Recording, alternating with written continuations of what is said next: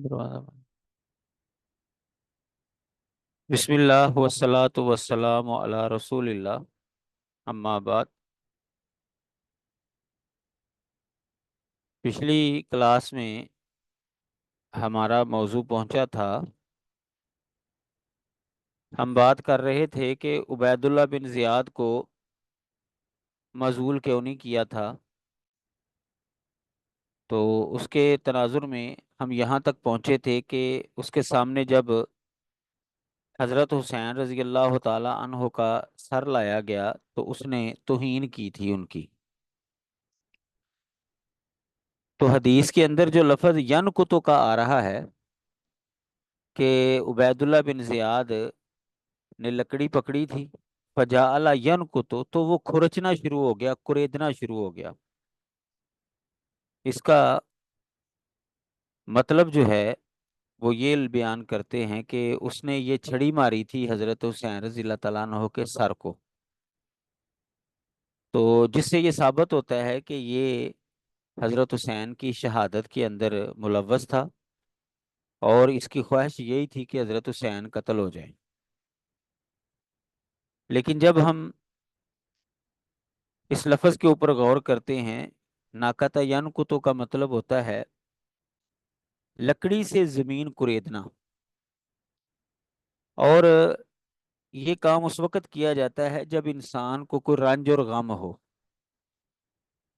जैसा कि हाफिज इब्ने असीर रहमतुल्लाह अलैह लुगत के बहुत बड़े आलिम गुजरे हैं, उन्होंने अन्नहाया फी गरीबल हदीस किताब लिखी है। उसमें हदीस के जो गरीब अल्फाज हैं उनके मानी लिखे हैं। इसी तरह लिसानुल अरब को भी देखा जा सकता है। तो लुगत की इन किताबों से हमें ये बात मालूम होती है कि यन कुतु का मतलब किसी को छड़ी मारना नहीं, बल्कि यन कुतु का माना होता है रंज और गम के वक़्त जमीन कुरेदना लकड़ी के साथ। तो ये हर मुआशरे के अंदर इस तरह का अमल जो है वो पाया जाता है। अगर कोई बंदा कोई गमजदा है, उसको कोई दुख है, तो अगर वो बैठा हुआ है तो वो अपनी छड़ी के साथ या कोई और चीज उसके पास होगी ना तो वो जमीन को रेतना शुरू हो जाएगा। तो ये असल में वो जमीन को रेद रहा था। हजरत हुसैन रजी अल्लाह तआला अन्हु के सर की उसने बेहुरमती नहीं की थी। एक तो ये लुगत के हवाले से हमें ये बात मालूम हुई। दूसरा, शारहीन हदीस में से अल्लामा ऐनी हनफी रहमहुल्लाह एक बड़े आलम दीन गुजरे हैं। हाफिज इब्न अजर रहमहुल्लाह के अजीज थे, रिश्तेदार थे। उन्होंने फतुल बारी लिखी। हाफिज इब्न अजर रहमतुल्लाह अलैह ने बुखारी की शरह फतुल बारी के नाम से लिखी और अल्लामा ऐनी हनफी ने बुखारी की शरह उम्दतुल कारी के नाम से लिखी। तो उम्दतुल कारी जो बुखारी की शरह इन्होंने लिखी है, तो उन्होंने इसका आ, मतलब ये बयान किया। कहते हैं फजा अला यन को तो 6 नंबर सफ़ा निकालें जी, 6 नंबर, 6 नंबर सफ़े पर आ जाए।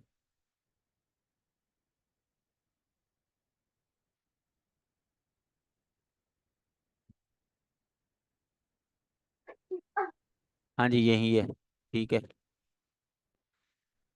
तो ये उम्दतुल कारी का हवाला है।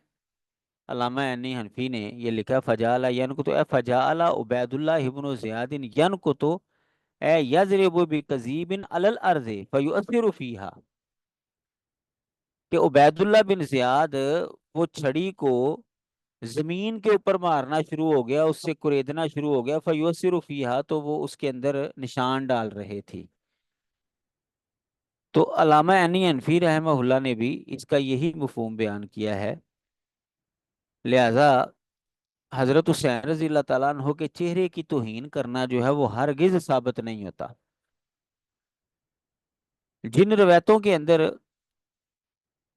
ये बात मौजूद है कि उबैदुल्लाह बिन जियाद ने हजरत हुसैन रजी अल्लाह ताला अन्हो के चेहरे पर मारा था, उनमें से कोई भी रवायत सही नहीं है। अलबत्ता इशारा करने का जिक्र जरूर मिलता है कि उन्होंने हजरत हुसैन के चेहरे की तरफ इशारा किया था। لیکن چہرے کے اوپر چھڑی مارنے کا تذکرہ ہرگز نہیں ہے۔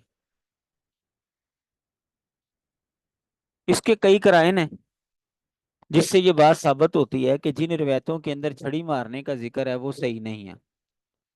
عبید اللہ بن زیاد نے اشارہ تو کیا تھا حضرت حسین کے چہرے کی طرف، اور انہوں نے اشارہ کر کے حضرت حسین کے حسن کی تعریف کی تھی، اس نے چھڑی نہیں ماری تھی۔ پہلا کرینہ یہ ہے کہ اگر عبید اللہ بن زیاد حضرت حسین رضی اللہ تعالیٰ عنہ کا دشمن ہوتا، یا حضرت حسین کو شہید کرنا چاہتا، یا ان کی شہادت میں ملوث ہوتا، تو ان کے گھر والوں کے ساتھ اس نے اتنا اچھا سلوک کیوں کیا تھا؟ ان کے گھر والوں کے ساتھ بھی وہ برا سلوک کرتا، جیسا کہ ہم تفصیلی بات جو ہے یہ پڑھ رہے ہیں۔ تو یہ کرینہ بتاتا ہے کہ وہ حضرت حسین رضی اللہ تعالیٰ عنہ کا دشمن ہرگز نہیں تھا، اور نہ ہی ان کو دشمن سمجھتا تھا۔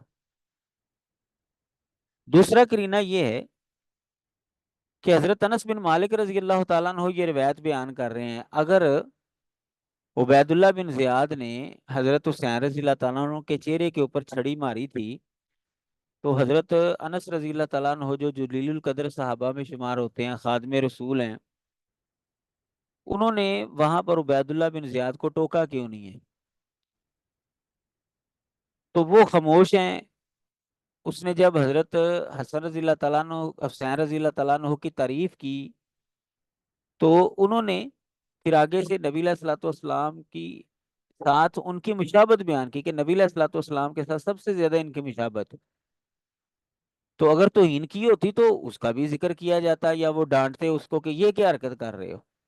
تو حضرت انس رضی اللہ تعالیٰ عنہ کا اس موقع پر خاموش رہنا اس بات کی بین دلیل ہے کہ عبید اللہ بن زیاد نے ہرگز حضرت حسین رضی اللہ تعالیٰ عنہ کے سر کی بے حرمتی نہیں کی تھی۔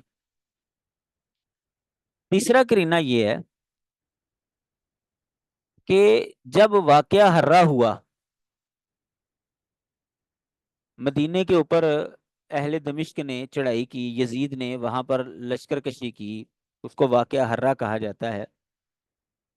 تو اس موقع پر جن لوگوں نے یزید کی بیعت توڑی تھی، وہ لوگ حضرت حسین رضی اللہ تعالیٰ عنہ کے بھائی محمد بن حنفیہ رحمۃ اللہ علیہ کے پاس بھی آئے تھے، اور انہوں نے آ کر یزید کے حوالے سے جو خرابیاں مشہور ہو گئی تھیں وہ بیان کی کہ وہ شراب پیتا ہے، وہ نماز نہیں پڑھتا۔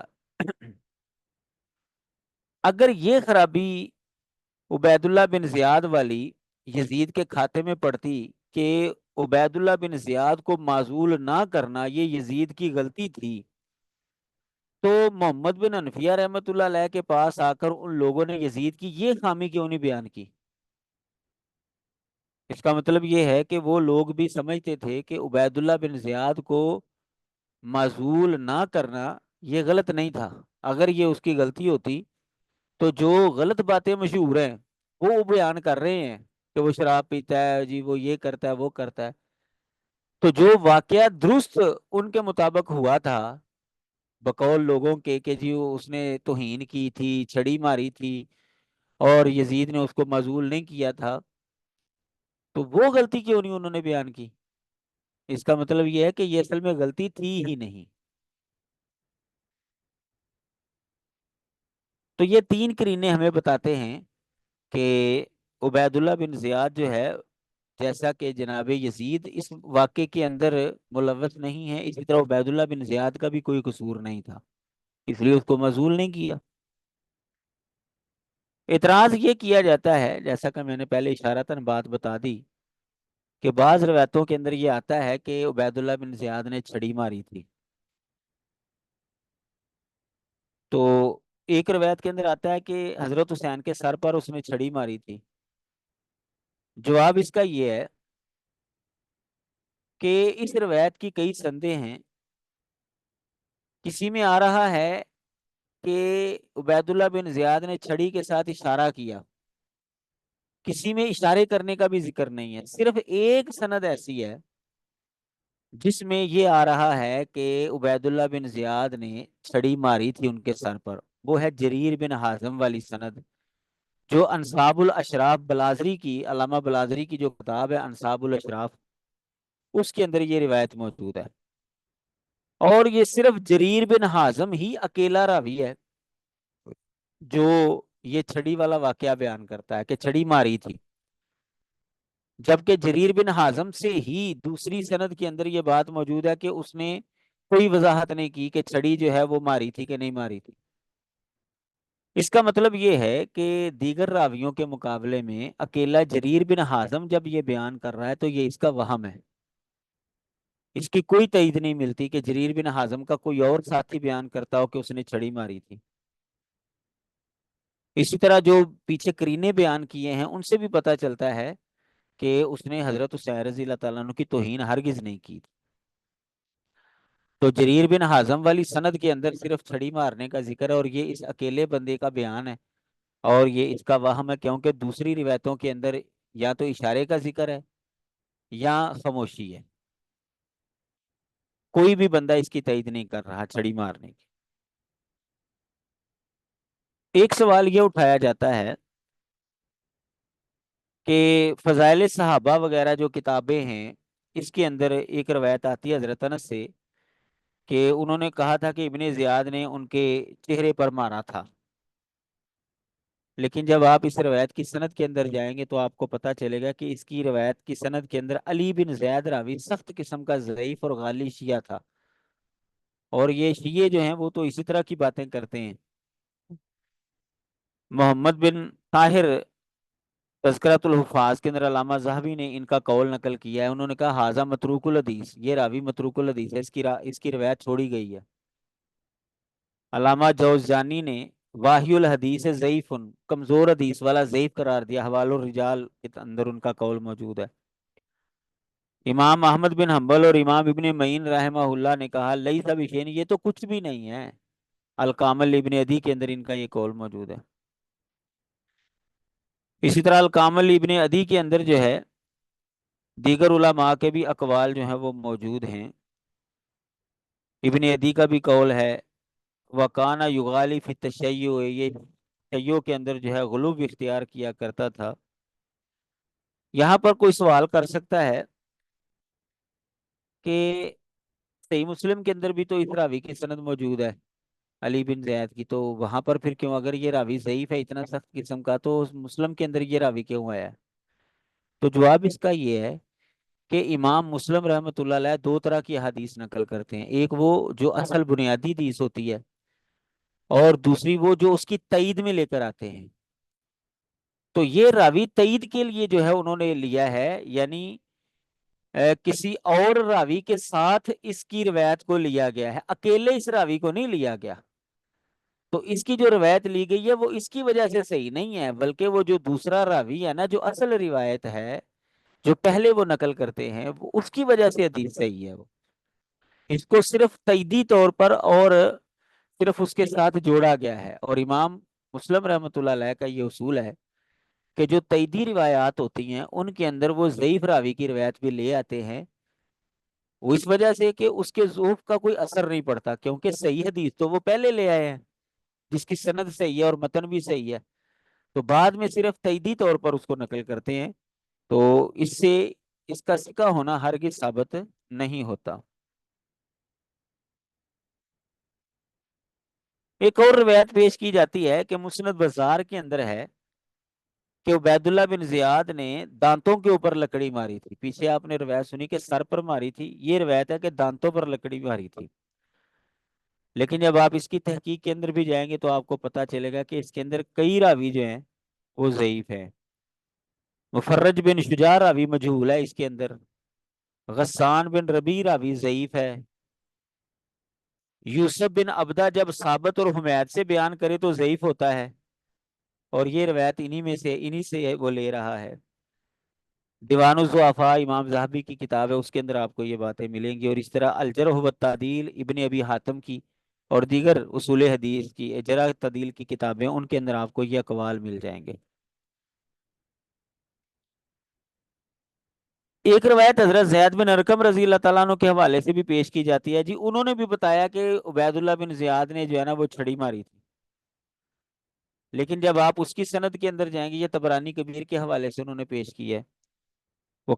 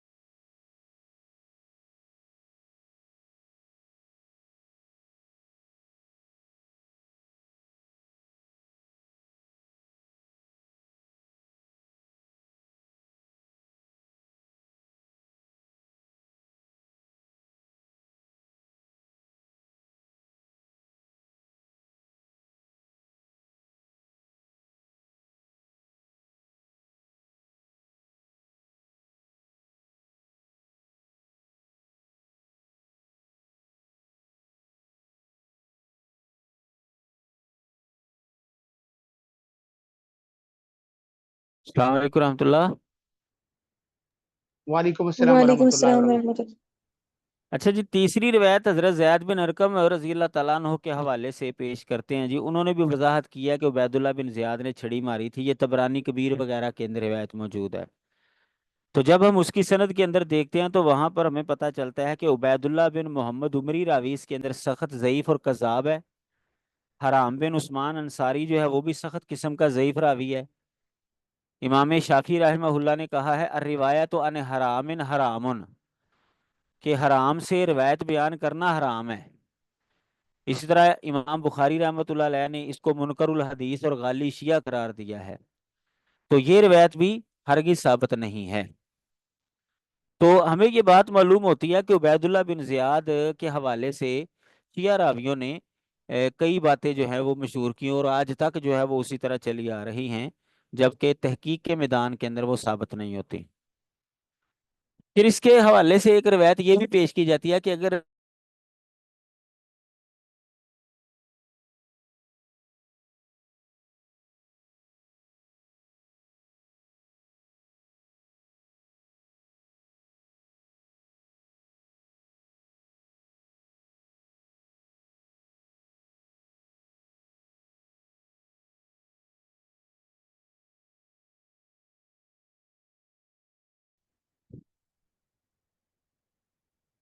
پھر اس کے حوالے سے یہ ایک روایت پیش کی جاتی ہے کہ اگر یہ ملوث نہیں تھا تو اللہ تعالیٰ نے اس کو سزا کیوں دی؟ جی سزا کیا ملی تھی جی اس کو؟ بغاوت کے اندر اس کا بھی سر اتار دیا گیا تھا، اور وہ سر رکھے ہوئے تھے تو ایک سانپ آتا تھا، اور وہ سانپ جو ہے نا وہ تلاش کرتا کرتا اس کے ناک میں داخل ہو جاتا تھا، آ کر عبید اللہ بن زیاد کے سر کی ناک میں آ کر داخل ہو جاتا تھا، جو داڑھ اس کا الگ تھا اور سر جو ہے نا وہ پڑا ہوا تھا۔ کہتے ہیں جی یہ ترمذی کے اندر روایت موجود ہے، تو اس سے پتہ چلتا ہے کہ اس کو یہ سزا دی اللہ تعالیٰ نے۔ جواب اس کا یہ ہے کہ یہ روایت ثابت ہی نہیں ہے۔ اس کے اندر عامش راوی ہے، وہ مدلس ہے اور ان سے بیان کر رہا ہے، اور مدلس راوی جب ان سے روایت بیان کرے تو اس کی روایت جو ہے وہ قابل حجت نہیں ہوتی۔ اسی طرح ہمارے معاشرے میں یہ بھی مشہور ہے کہ حضرت حسین رضی اللہ تعالیٰ عنہ کا سر جو ہے نا وہ یزید تک پہنچایا گیا تھا۔ تو یہ بھی ساری من گڑت روایتیں ہیں، ہرگز جو ہے یہ ثابت نہیں ہے۔ یہ دو جواب تھے، جو دو جواب دیے تھے اپنا عبید اللہ بن زیاد کو معزول نہ کرنے کے۔ تیسرا جواب یہ ہے کہ بالفرض اگر ہم یہ پہلے دو جواب نہیں بھی مانتے تو سیاسی مجبوری بھی ہو سکتی ہے، حکمران کی بڑی سی مجبوریاں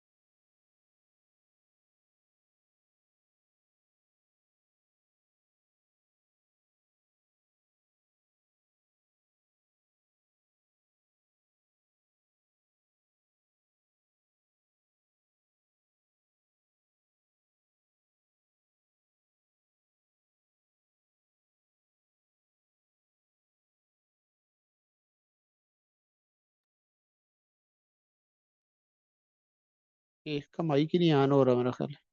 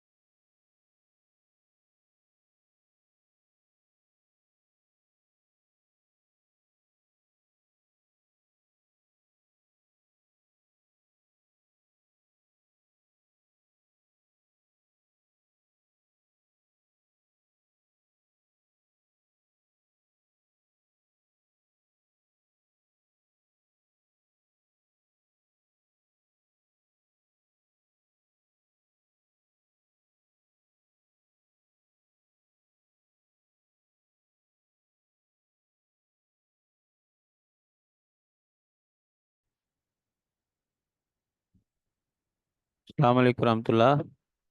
وعلیکم السلام ورحمۃ اللہ۔ وعلیکم السلام ورحمۃ وعلیکم السلام ورحمۃ اللہ۔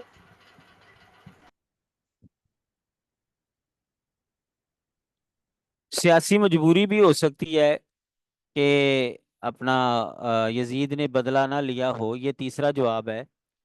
پہلے دو جواب جو ہیں وہ پیچھے گزر چکے ہیں، اور دوسرے جواب کے تناظر میں عبید اللہ بن زیاد کی گفتگو ہو رہی تھی کہ اس کو معزول کیوں نہیں کیا۔ تو جیسے حضرت علی رضی اللہ تعالیٰ عنہ نے حضرت عثمان رضی اللہ تعالیٰ عنہ کا قصاص نہیں لیا تھا، یہ ان کی ایک سیاسی مجبوری تھی۔ تو بسا اوقات حکمران کو مجبوری لاحق ہو جاتی ہے جس کی وجہ سے وہ کوئی عمل نہیں کر پاتا حالانکہ وہ کرنا چاہتا ہے۔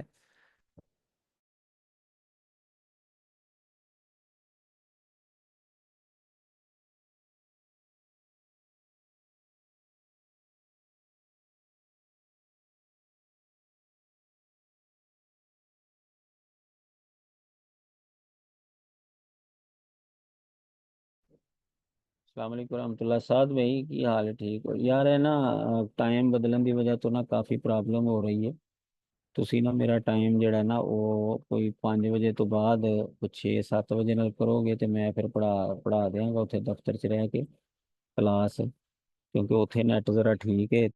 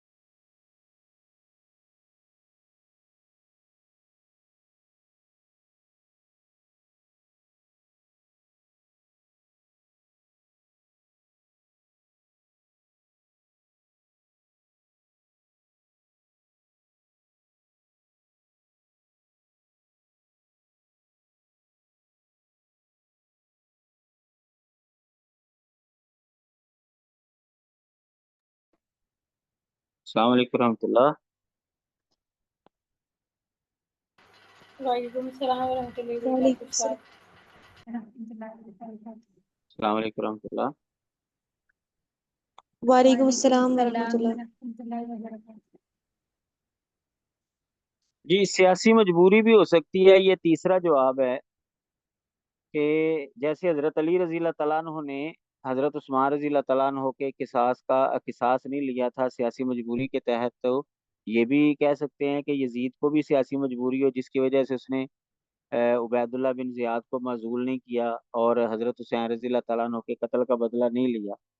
لیکن یہ بالفرض کے طور پر ہے کہ اگر پہلے دو جواب نہیں ماننے تو ہم یہ تیسرا جواب جو ہے وہ دے سکتے ہیں. تو وہ آگے سے کہیں گے جی یہ موازنہ نہیں ہو سکتا کہاں یزید اور کہاں حضرت علی. تو بھائی مسئلہ یہ ہے کہ حضرت علی رضی اللہ تعالیٰ عنہ کا یہ جو عمل ہے یہ درست تھا یا غلط تھا. اگر ان کا یہ عمل درست تھا تو پھر کوئی بھی حکمران جو ہے اس عمل کو دہرا سکتا ہے، اور اگر ان کا یہ عمل غلط تھا تو پھر حضرت معاویہ رضی اللہ تعالیٰ عنہ کو غلطی پر کیوں کہا جاتا ہے؟ پھر تو آپ حضرت علی رضی اللہ تعالیٰ عنہ کو غلطی پر کہیں. تو ہمارا تو نہیں موقف یہ کہ حضرت